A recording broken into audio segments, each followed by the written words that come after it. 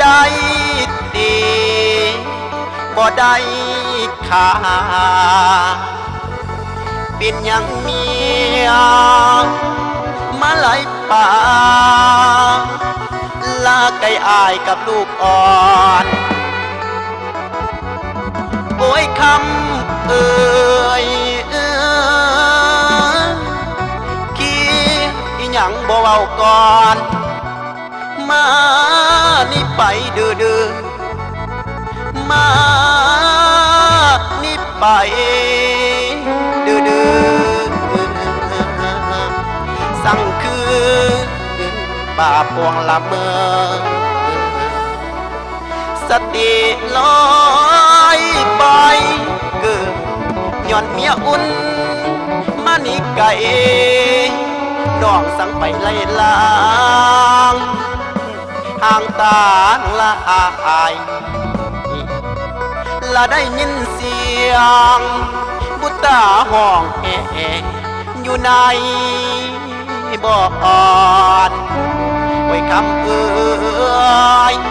ยามได้ยินลูกอ่อน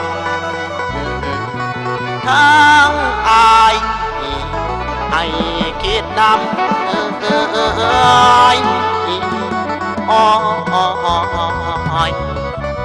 เด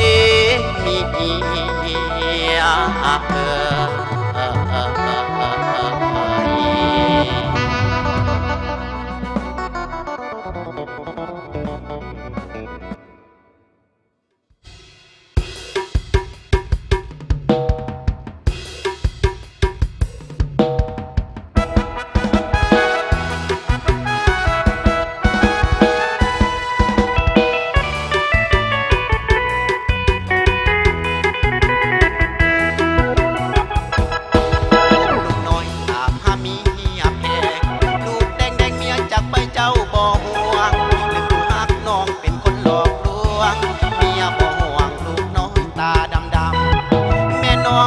น้องเขียดเนืองได้สั่งไทยน้องเมียของข้า